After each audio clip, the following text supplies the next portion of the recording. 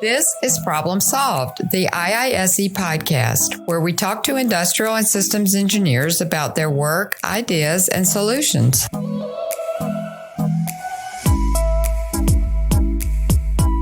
Welcome to Problem Solved, the IISE podcast.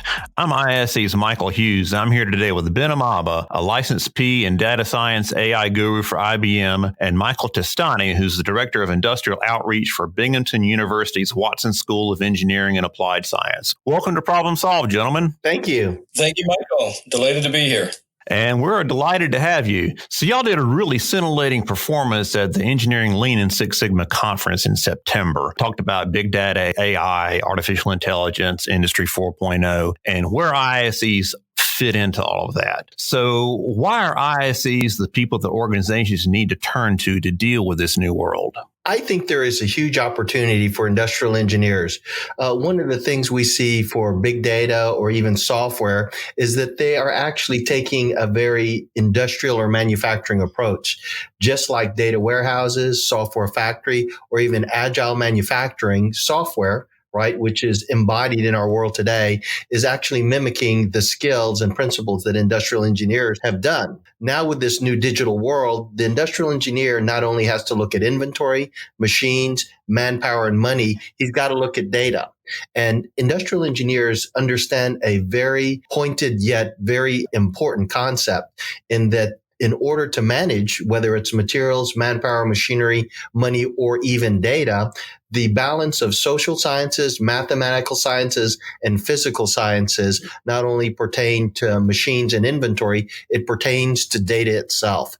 And that's why I believe the industrial engineers are going to be part and play a large role in what I call the digital economy, where data is the new inventory, the new money, the new currency out there. So when I hear, words like numbers and big data, a lot of people out there outside of the industrial engineering realm, they immediately think of computer scientists, computer engineers, and things like that. Is it the industrial and systems engineering take on human factors that kind of adds to that you're talking about essentially like a man moment and machine type of thing, although upgraded to humans, moments, and machines? Well, yeah, Mike, this is Mike. There's definitely a lot of parallels, right, to traditional IE disciplines, right? And Ben made some great analogies to, factories and supply chains. Mm-hmm. And I think those are right on. And, so I think those disciplines and those mindsets give industrial engineers a great foundation to build upon. And there is certainly some elements to data science that, an industrial engineer would want to add to their repertoire so that they can play and play well, right, in this, coming age of artificial intelligence. So, I think some of those skills would be like, understanding machine learning, for example, understanding natural language processing, what you can do with that. Digital image processing and how AI can use digital images to help businesses or any organization for that matter make better decisions, based on visual data.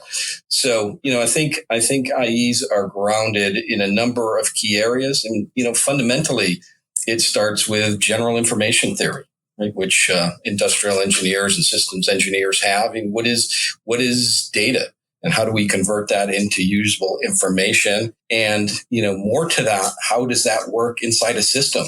And I think the industrial and systems engineers have that broad system mindset.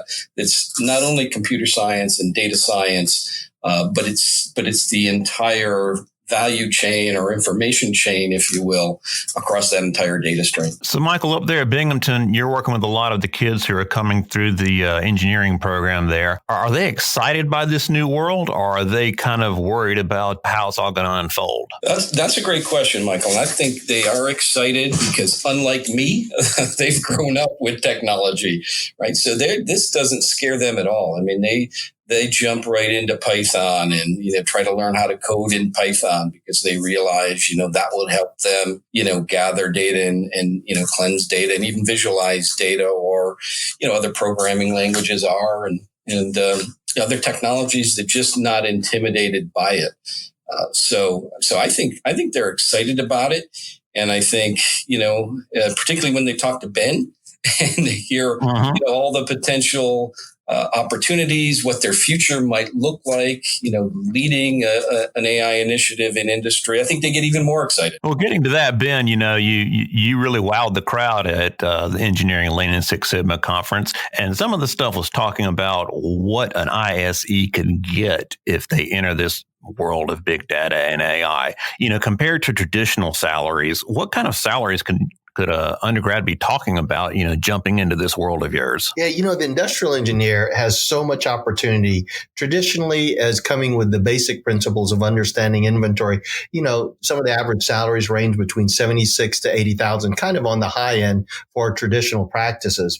When you're dealing with data, again, very similar to inventory, and you can understand not only the human factors of collecting that data, being the custodian of the data, putting it in a warehouse, analyzing it, and presenting it, right? Same thing we did with inventory in the past or physical areas. When you can do that with data, with the precision and accuracy that we're seeing from industrial engineers, we're looking at now 167,000, almost doubled of what we traditionally had. And even as high on some safety critical projects like the autonomous vehicle, where it intersects an automotive system with an individual, with the infrastructure, with the road system, they can go as high as 250,000.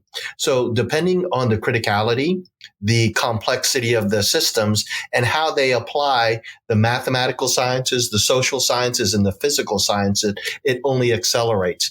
As the system gets more and more complex, which again, the industrial engineer has always been juggling, again, resources between inventory, the facility, and the workers. If you add that data component of it, their salaries increase. So it's like a Rubik's Cube. The more volume you can manage, articulate, analyze, and design in a complex systems, the more money is proportionally equal to that. Again, especially as you start going towards safety critical systems, where it has something to do with the health, the safety, or the security of the public, I think it only can increase. Again, data is the new inventory and the new cash, which the industrial engineer has always dealt with. That's true. You look at the history of ISE throughout the last 100 years or so. A lot of the stories that I read early on when I first came aboard at ISE talked about essentially the lack of data, that a lot of times industrial engineers out there in the field, they're trying to parse data out of every system they can because they don't have enough numbers to really make a good conclusion. Are we going to kind of get to the point where we're so awash in numbers that the critical factor is going to be picking out which data to pay attention to and which to kind of either set aside or leave on the shelf? Yeah, Michael, that's a great question. And I think that's one of the beauties of artificial intelligence is through machine learning, right? Artificial intelligence can actually tell us what data is important and what data we can leave on the shelf. So, what's really good at is pulling out patterns, right? Or gems from these vast, data mines of big data. So I think data science and machine learning specifically, I think can help us in that regard. And I really do think Mike is right on this. What we originally did with a clipboard for inventory, whether it was first in, last out, last in, first out. Now imagine if you had a cognitive partner, artificial intelligence, to transfer that from a clipboard, right, which are sheets of paper. When you look at petafiles of data from different dimensions, different views, an industrial engineer has the basic concept. But now the matrix, right, is no longer 10 by 10, but it's hundreds of thousands by hundreds of thousands. And as like you alluded to, data is growing at an exponential rate. In fact, the average person for the entire world's population on average has 10 devices, whether it's a smartphone, an autonomous vehicle, a Fitbit, a smartwatch. The data is coming out there and coming at a rapid pace. And just like inventory, we need to learn how to categorize it. We learn how to prioritize it, to clean it, to sustain it. Again, same concepts, but just on a larger scale. Again, an industrial engineer is positioned to do that. But like Mike alluded to, which a lot of people forget, artificial intelligence could be that calculator, that clipboard, that slide rule that helps him get through the mass of data. And that's what we really need today, not only to look at the data and how it's being used, sustained, cleansed, and shined for the model, but the model itself. Again, IEs have been playing with operations research and mathematical sciences for many years. So not only do they understand the inventory of data, i.e. the big data warehouse, they understand the tools and techniques and models to extract from that data information. Just a perfect opportunity there that very few other disciplines, whether they're in the engineering, sciences, or other fields, actually have juggled those kind of complexities. So in this merger of machines and humans, kind of the IE on the shop floor, they're not going to have a robot in their hand that has like arms and legs and looks like, a robot. They're going to have a computer in their hands that functions through artificial intelligence, and that replaces their clipboard and their stopwatch of old. Yeah, that's a great visualization, Mike. And I think they're actually going to have both. Right. They are going to have that robot or cobot, right, that they train to help them do work. And, the robot might do the more repetitive work. And, the IE is going to do, more of the creative work and the knowledge management type work. So I think they're going to have both. But I really love your point on the tablet replacing the clipboard. Because I think you're absolutely right on. I think in the coming years, and in some organizations those coming years are right now. Yeah, I think we'll have more data than we have people to analyze, and that's why getting people trained up and proficient, or at least comfortable with artificial intelligence, is so key. Because in our talk at the Engineering Lean Six Sigma conference, we talked about the recent Cisco study where next year there's going to be 50 billion with a B devices connected to the internet. And that increases by a factor of 10. That goes up to 500 billion by 2030. That's just a ton of information that's crossing from devices into the internet, out on the cloud. And we can really benefit. We being, not just industry, but mankind, we can really benefit and make our lives better for ourselves and for future generations if we can get really good at leveraging all those data. This does sound like a brave new world. And you mentioned a little bit about the fear of AI and big data. The young kids, you say, don't seem to have much fear of it. But people like me who grew up watching Terminator, reading 1984, Skynet, and Big Brother, how do you get to us people? Because we've all been trained that we're supposed to resist, not welcome our robot overlords? That's a great question, Mike. And I'll share with you my thoughts, and I'm sure Ben has some great thoughts as well. I think we've got to come up with ways of introducing everyone rather to artificial intelligence. And, there's some fairly straightforward applications out there. I'm thinking back, to when I first started hearing about artificial intelligence when I was still at IBM. And, I started out with some Watson applications looking at sentiment analysis for, feedback we might have gotten on a course that we ran, or, from an end user or a particular client. And, we could just do sentiment analysis on a fairly small data set. And I think you can get started that way and start to kind of break down those barriers of fear that might exist. So I think we have to create those paths for people too. But I think once we do that, and once they see that, this isn't all that scary, this isn't all that hard, because IBM has done a great job making it simple for people like me and others to kind of go out there and, play around with this and glean some value from it. Ben, what are your thoughts on that? I think you're absolutely right. Our goal is to democratize artificial intelligence, right? To see where we can use the power of artificial intelligence to help, not replace. And that's being a big term right now, democratization of artificial intelligence. It's the adaptation. And what I heard from one company, in fact, last week, is people don't like forced to change.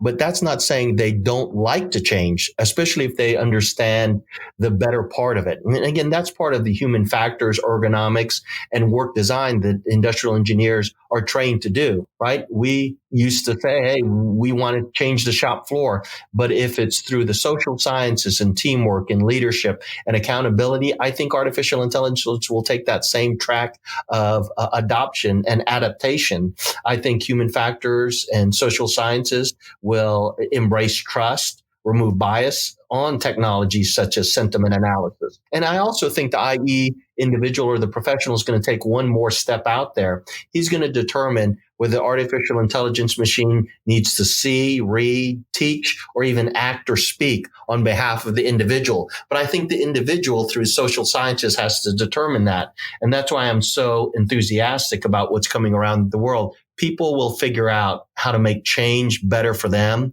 And instead of enforcing that change, making it prescriptive, people will adapt and figure out how this technology fits them the best. It's kind of the old ISE conundrum of you've got this great intervention. You want to change the factory floor or the warehouse floor or whatever environment you're working in. Well, you've got to get buy-in. You don't just go order people around or your workforce is going to resist and the greatest intervention in the world will be left on the shelf. And it sounds like it's going to be the same for AI and big data. Absolutely.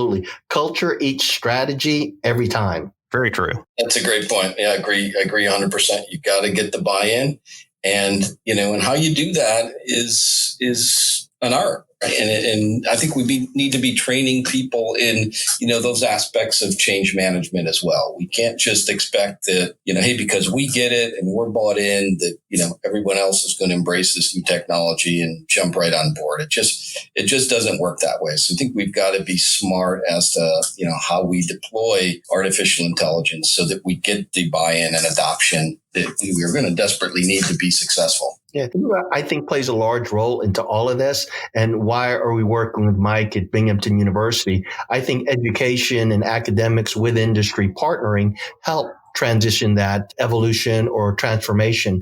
As long as the individuals are educated or aware, then the technology follows that cultural shift, that awareness, that education. So I also think that these partnerships that we're doing, not only for professional organizations with the Institute for Industrial and Systems Engineers, but industry needs to partner with academia to educate and make aware of the do's and don'ts out there. And then once we get that done, I think that the IE has an opportunity in professional licensing, professional obligation. And that's where I think the evolution of AI will come, not only on the physical sciences and the social sciences, but our professional accountability to roll out this technology that it does perform in the public's interest or the institute's interest or even the individual's interest. So Ben, is that kind of why you really are saying that professional licensure for ISEs, that's something that's going to grow in importance because of the ethics and the accountability with AI? You hear about the autonomous vehicles and the occasional accident that happens, and where does the liability lie?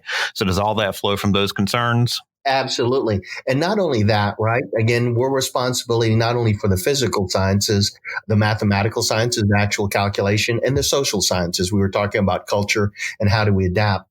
But the other thing that I also see in some of the best components, elements out there that technology is advancing, a lot of times the systems that fail aren't because of one individual component. Not only do IEs are responsible, again, for the physical, the mathematical, and the social sciences, but the integration of the systems. A lot of systems we see fail, again, isn't from the individual component. It's the interaction of those components that maybe the glass that interfaces to a certain metal slip.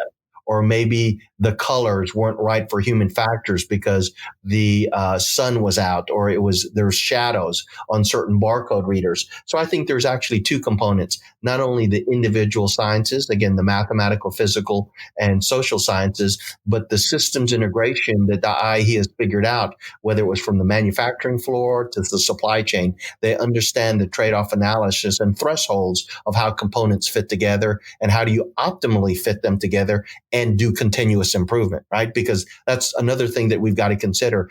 Change is inevitable. Understanding the systems behind change is just as important as the system when it was first invented. Ben, early on in my time here at ISE, somebody told me that ISEs were great generalists. They didn't have to be experts at everything. They needed to understand enough about each system and how they work together, which is why maybe you don't want a computer scientist doing these things. You want the ISE because they are adept at taking all those different systems and breaking down those silos and making sure that where they join together, there's not a loss of transfer of information or data from system to system that breaks the whole thing down. Exactly. Think of it as an orchestra, right? We don't want to go, we need to understand in each instrument, whether it's the string, the brass, the percussion, but in order to really make music, right, that is in the interest of the public, there's got to be somebody that understands the different competencies, not so much that we've got to be a maestro at each one of them, but somebody's got to connect the orchestra. Somebody's got to document the music and reuse the music and continuously improve on that when a new instrument comes into play, whether it's digital or whether it's analog. It's that orchestration that sometimes is the biggest hindrance of that technology or that music to evolve. And I see a big role for industrial engineers to play a part in the systems, the orchestration, but understanding each individual component and the interaction of those components. That makes a lot of sense, because if you've got the percussion turned up to 11 and the strings at 1, it's just going to sound like a battering ram, not a nice orchestra. That's correct. And it could even be harmful depending on the decibel level, right? Quite true. Quite true.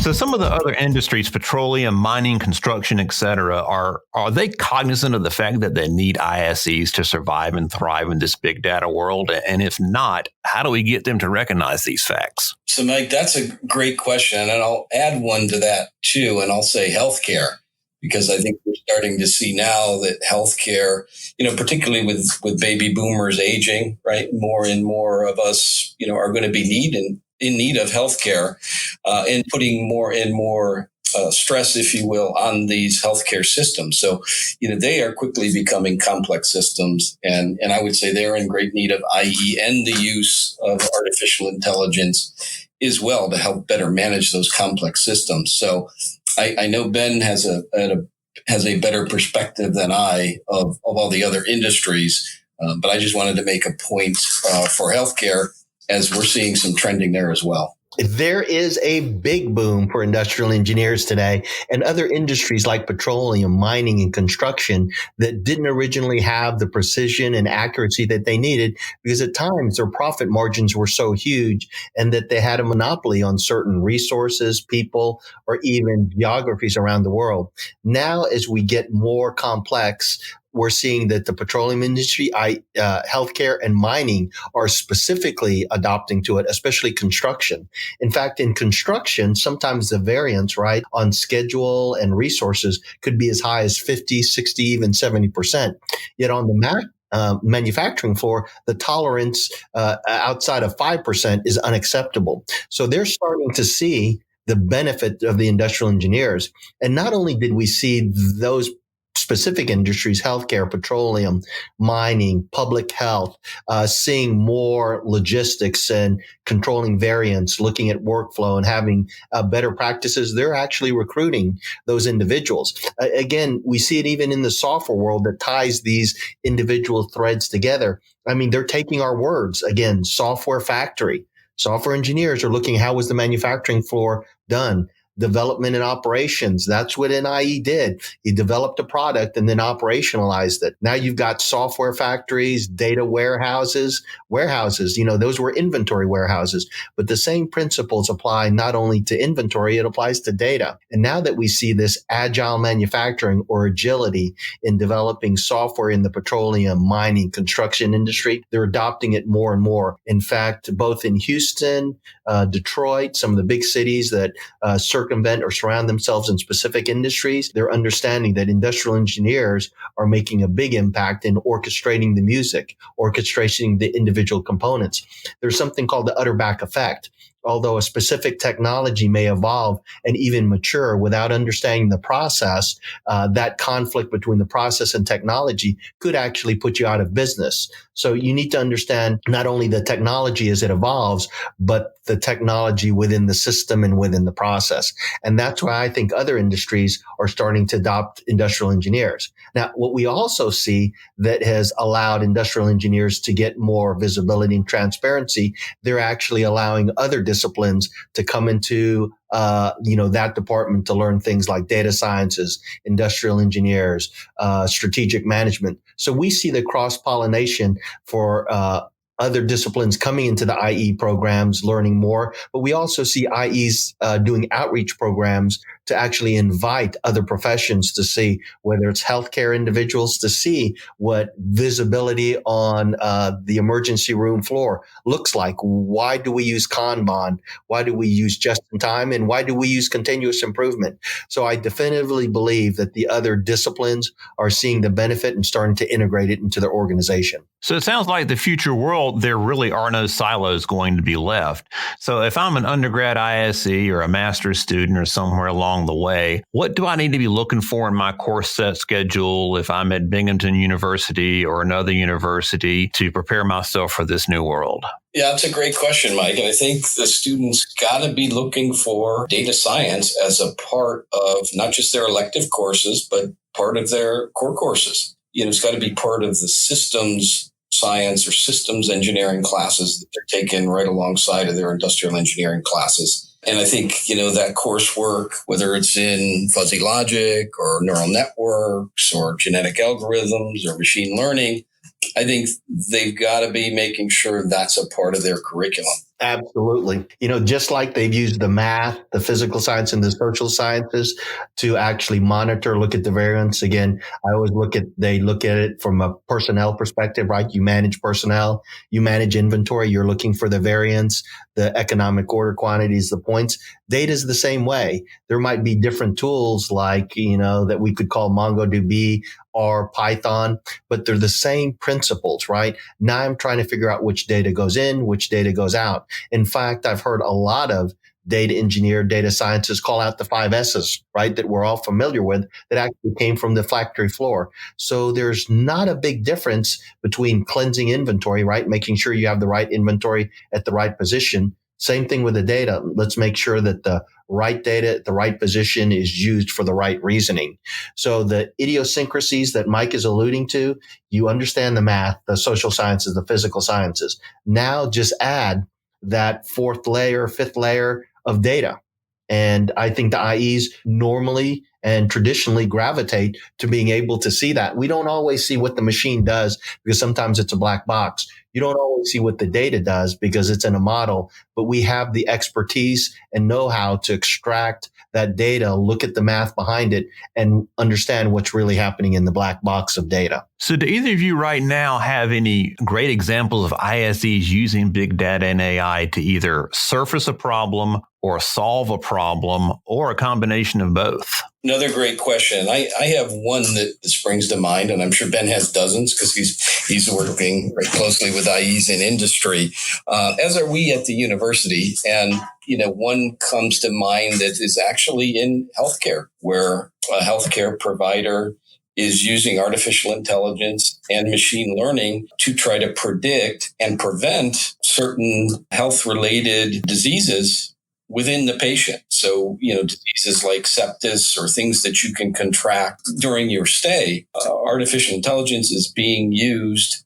to predict likely candidates, those that might be at risk of contracting, these types of diseases. And the healthcare providers are able to take proactive measures to prevent those diseases from coming to reality. So by identifying somebody who is at risk, the healthcare provider, as opposed to trying to, put a blanket intervention among the entire population, they can just target their resources toward those people who are at risk and minimize the use of resources while simultaneously preventing disease. Yeah, exactly right, Michael. Well said, and very targeted and could be very customized towards the special needs of that individual patient who's at risk versus the blanket approach that you aptly described. So, Ben, I won't make you give me dozens, but if you give me one or two, that will be kind of cool. We have seen this skyrocket. The big one we see, especially in the engineering world or high-tech worlds, is knowledge management, right? Using visual recognition, verbal recognition, seeing patterns, or like Mike alluded to, sensitivity analysis. Mm-hmm. In fact, one company called Woodside in Australia, they will tell you that we taught artificial intelligence how to think as one engineer. The artificial intelligence Watson teach us how to think like 10,000 engineers, right? It's capturing the knowledge management of several engineers and combining their different perspectives. As you used to see just front view of a house. Now with 10,000 engineers, you see 1,000 views of that house and you can improve it. We even see it in the restaurant business. In fact, one restaurateur, David Reed, who actually spoke in Houston, talked about how Chick-fil-A uses visual recognition to ensure the integrity and the quality of chicken. Through visual recognition, they can tell the quality of the chicken going through the manufacturing line at a Chick-fil-A. A wonderful example. And then, of course, the third example that we all personally are affected by is the autonomous vehicle.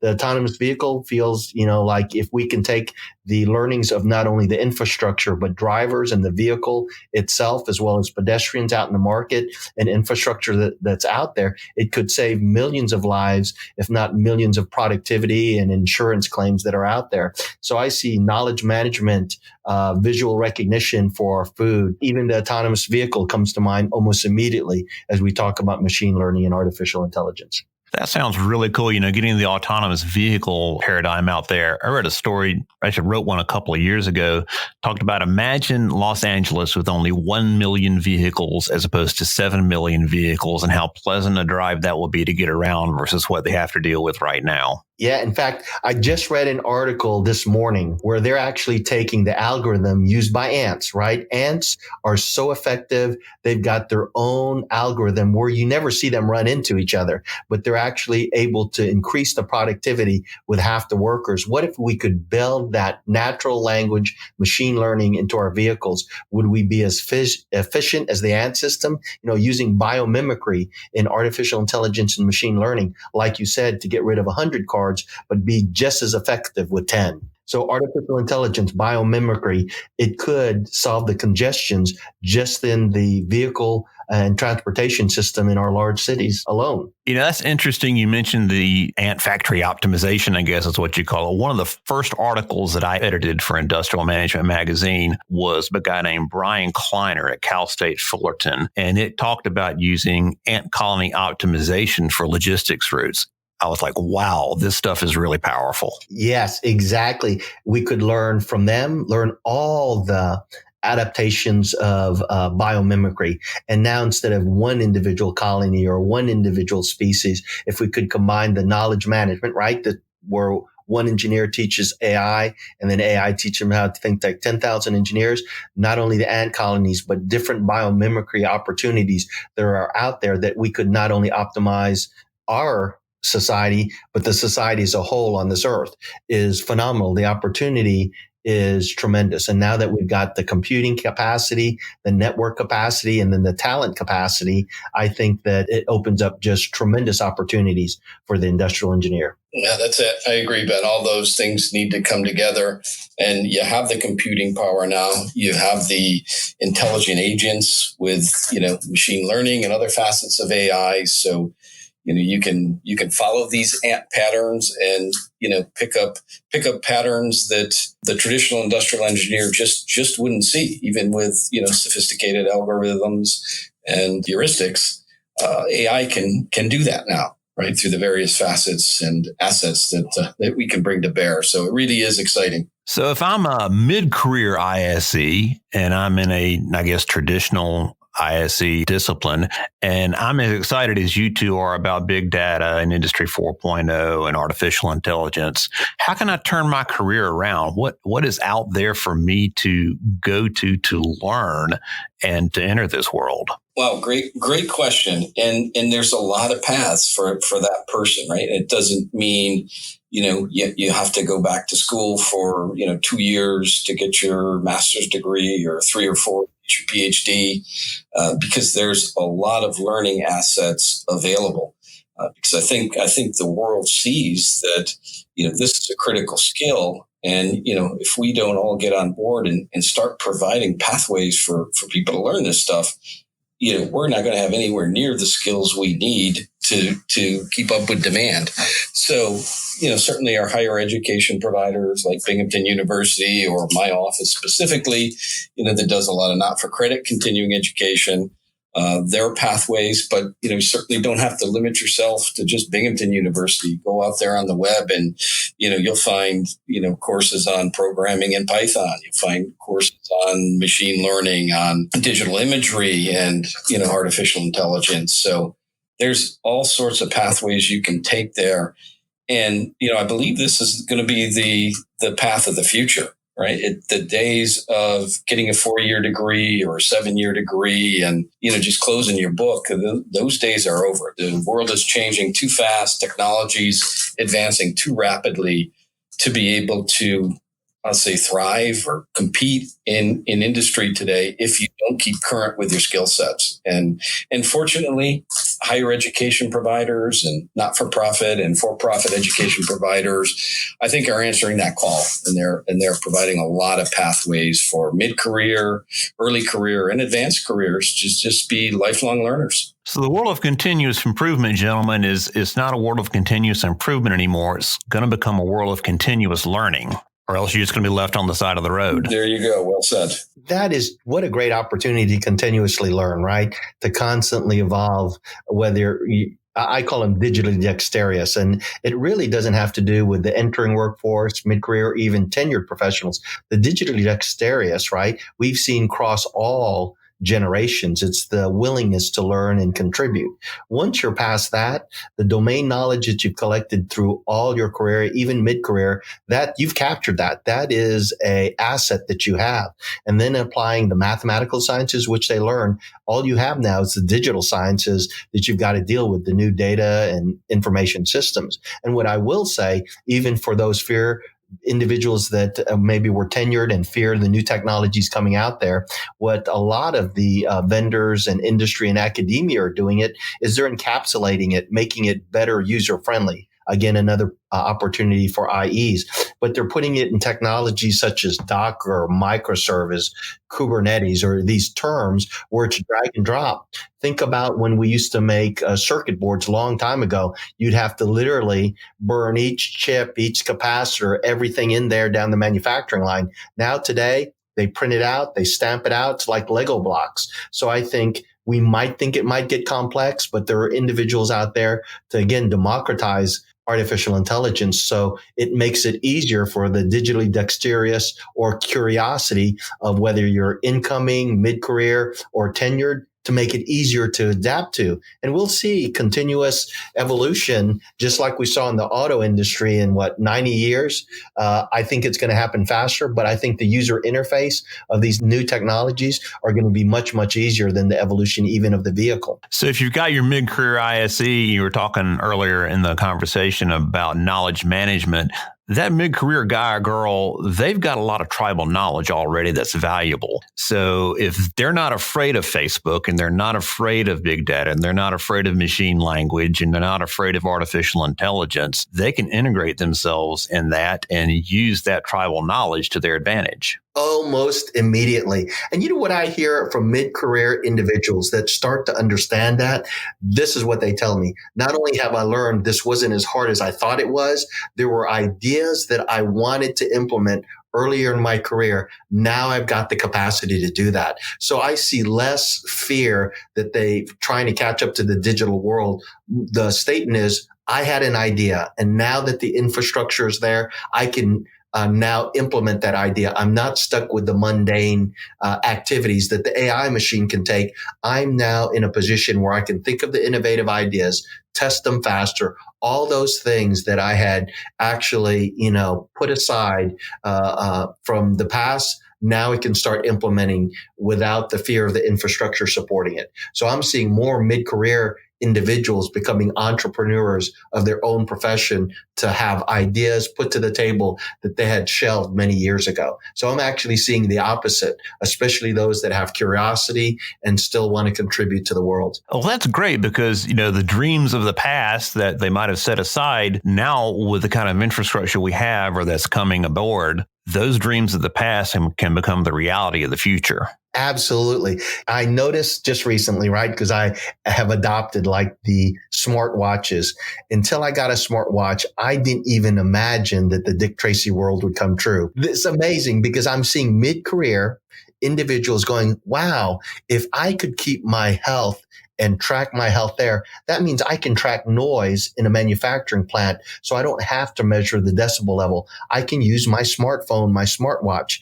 What an idea, right? Now I can use things that I use versatilely anywhere into the manufacturing plant. So now these technologies are bringing out ideas that we never imagined when we were thinking that Dick Tracy's watch or walkie-talkie or phone could do the things that it can today. So these mid-career people that know and understand the constraints of systems in the past are opening up those apertures to say, now we can solve those problems. And the smartwatch is a perfect example. The things that it can do, from being a compass to being a leveler, understanding noise pollution. Now you're seeing the IE use these technologies, which originally started from a personal productivity tool to now to an industrial enterprise tool. Well, actually, you're wrong there, Ben. They actually started in a comic strip. Yeah, you're right. It started in a comic strip. Yeah, I love the Dick Tracy example. I think the mid-career or late career, right, are seeing that,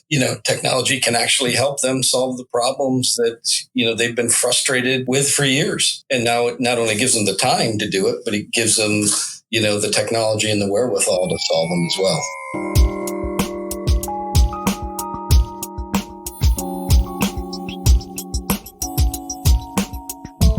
So speaking of, solving problems in education, you two are gathered up there in Binghamton for the next couple of days. What is the confab that you two have going up there? What's going on? Oh, great question, Mike, and thanks for asking. Yeah, we actually have a data sciences and artificial intelligence workshop that we're hosting here at Binghamton University. And the instructors for the course are actually IBM subject matter experts. So Ben and his colleagues will actually be teaching our students, our faculty, and our local industry what AI is all about. And they're going to go through a hands-on case study in one of our tracks. We call it a technology track. They're going to actually do a hands-on case study activity where they're going to pull big data down from the cloud.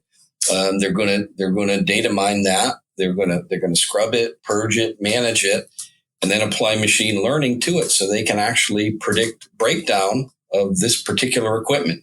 In this case, Ben, I think it's a drilling experiment, if I'm not mistaken. Absolutely. And isn't that wonderful? And what Mike also was enabled to do, putting us into a learning facility, a learning environment so that we can share ideas, encapsulate diversity and inclusion, right? That's what Binghamton is well known for. But not only will you learn the technical track, the hands-on to actually drive this new technology, we're going to also have a business track. So allowing the business users right outside of the engineering discipline to understand the application, the return on investment, the organizational behavior and cultural acceptance. So it's just a perfect opportunity to put ourselves in a learning environment where we can truly co-collaborate and actually implement the concepts of diversity and inclusion.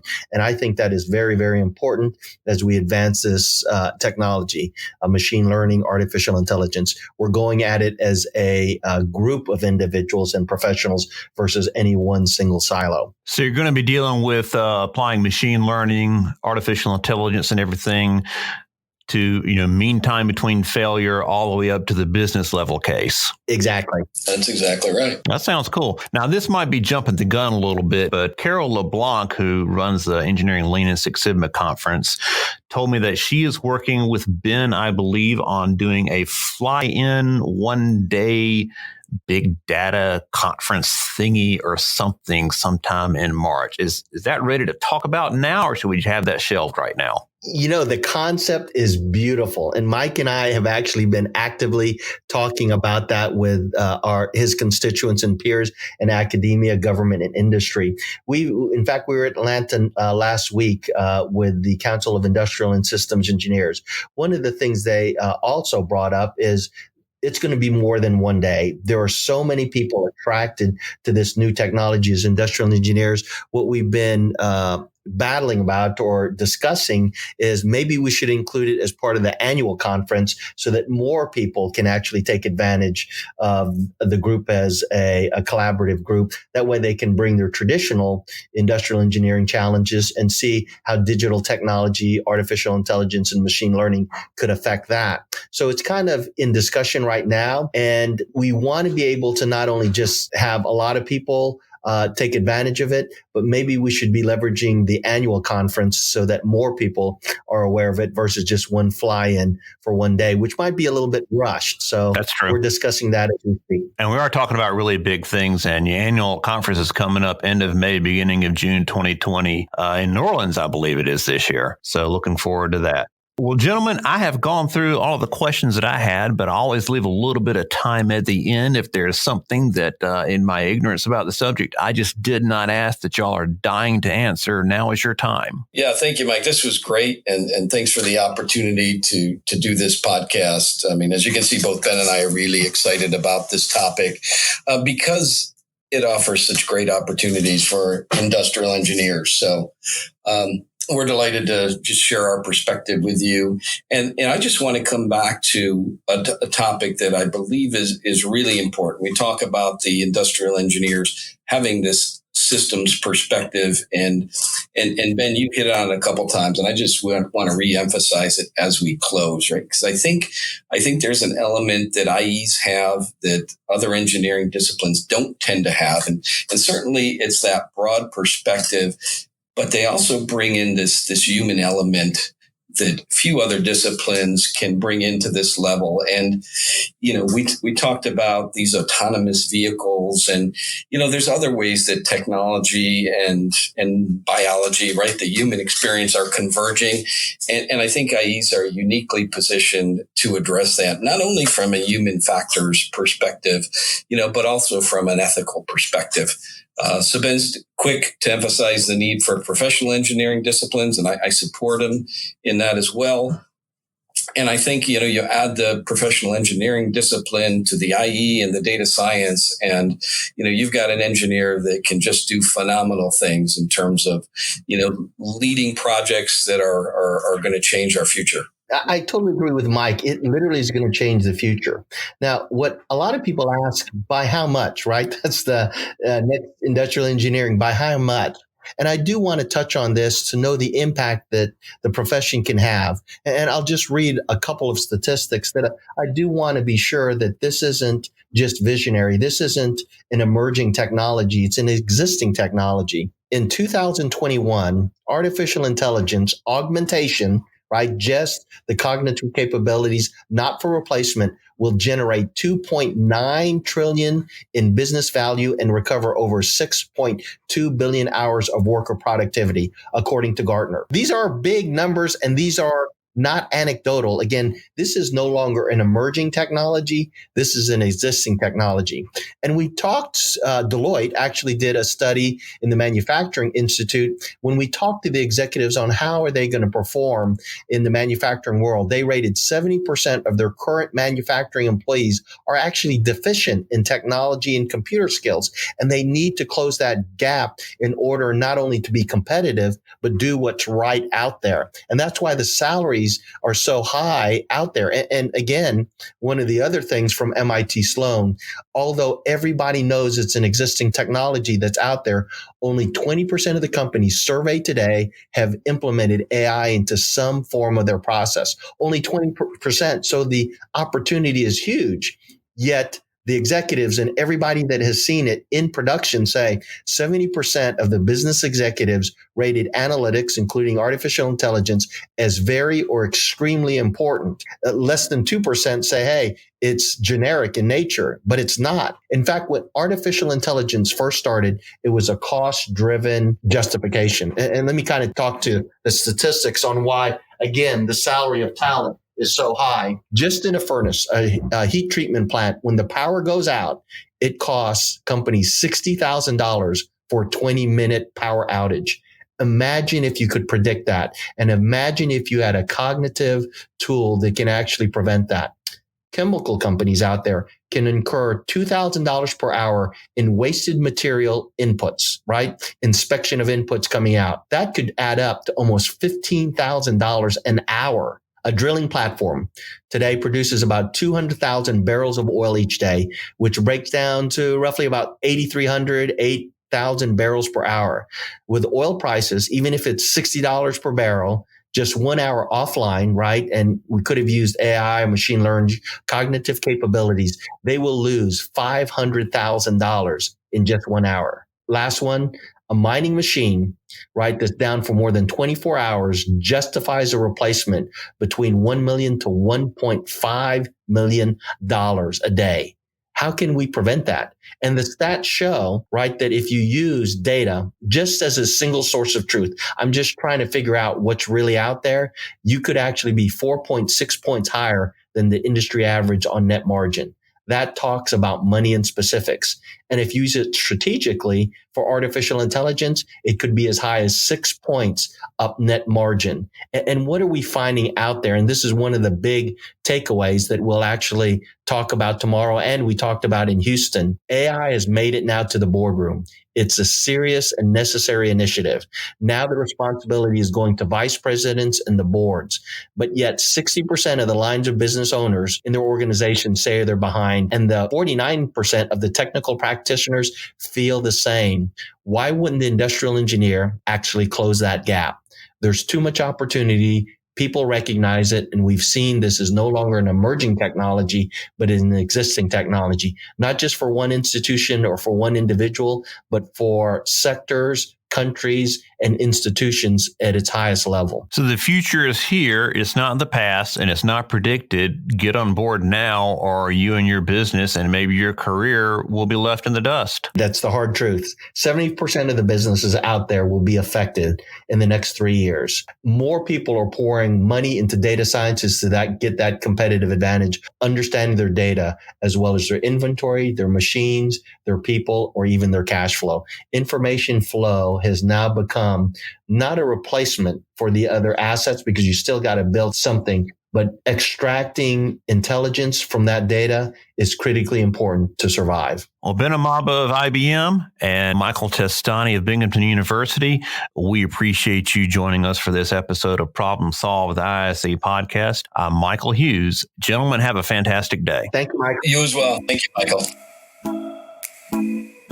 This has been an episode of Problem Solved, the IISE podcast. If you like what you've heard, then please share this podcast with your friends and colleagues. If you're an IISE member, you can participate in discussions about this and other episodes at connect.iise.org. If you're not a member yet, then you can learn all about the Institute of Industrial and Systems Engineers at our website, iise.org. Thanks for listening to our show.